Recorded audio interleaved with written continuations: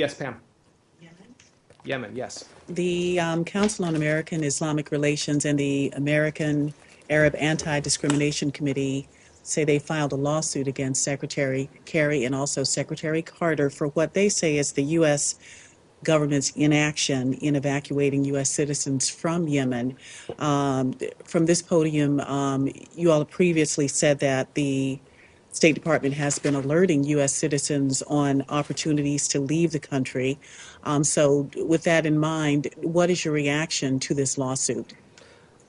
Well, let me separate this into two pieces, if I could. On the one hand, you're right, there was a filing yesterday, and as is customary, we're not going to comment on the particulars of an ongoing litigation. But on the other hand, you've touched on the question of evacuation of American citizens, and also I think it's worth pointing out that back on April 3rd, that was our most recent update to our travel warning, but for more than 15 years, the State Department has been advising U.S. citizens to defer travel to Yemen, and we've been advising those U.S. citizens who are in Yemen to depart. So I think it's important to keep that in mind. This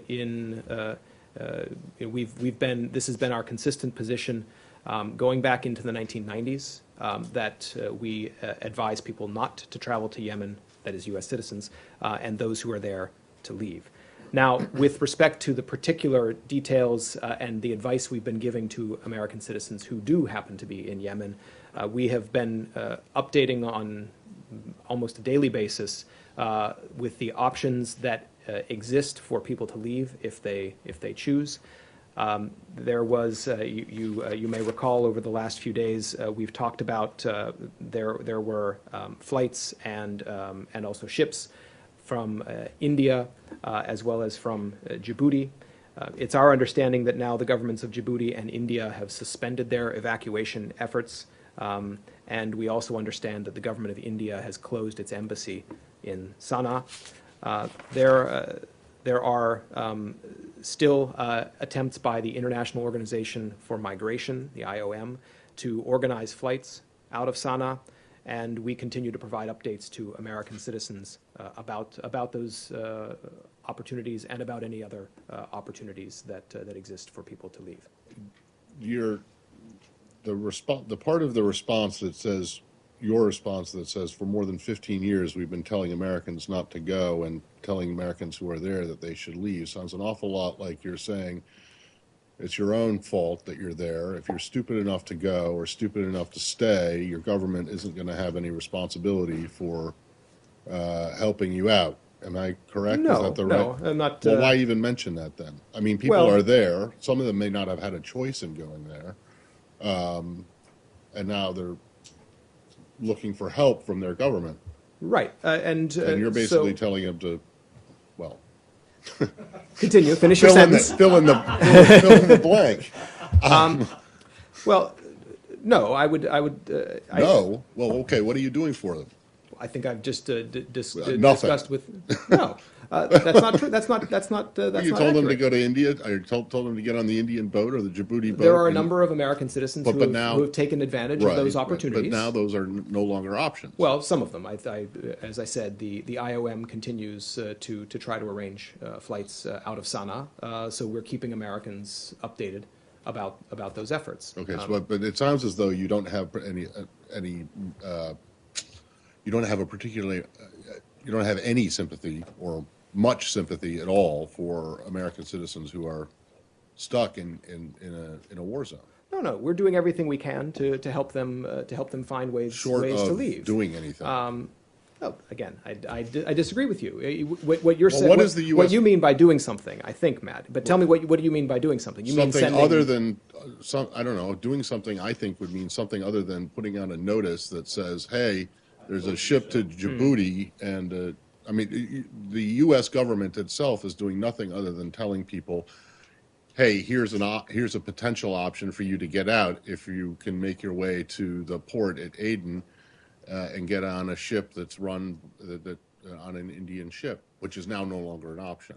Well, we are unfortunately in a situation where access to Yemen is extremely difficult, and to do so with U.S. Government assets could put other lives at risk. And so we are doing the best with Right. in the circumstances as they exist.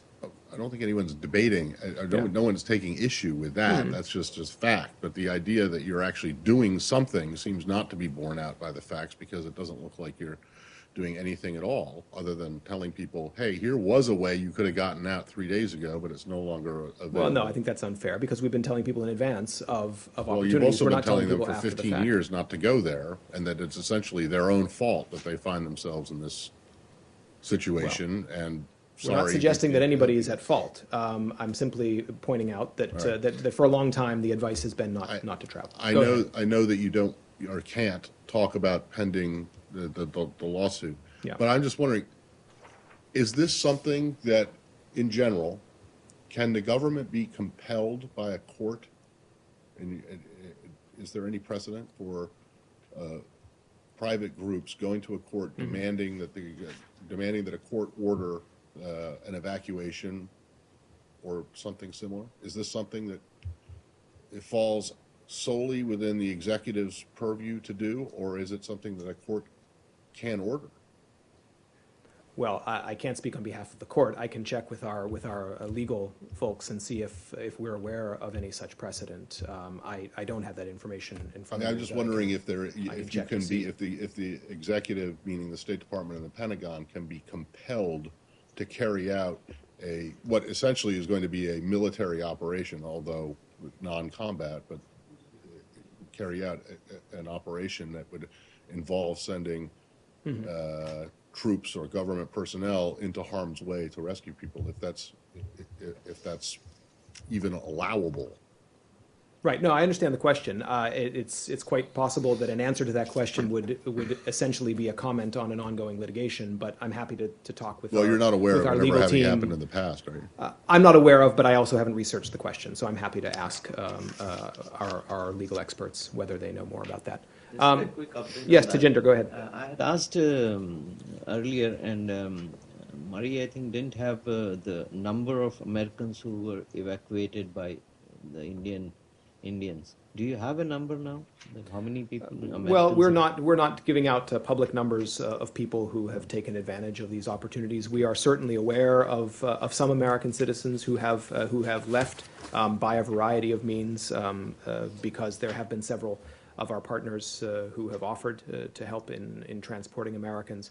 And we certainly appreciate those offers to cooperate and assist.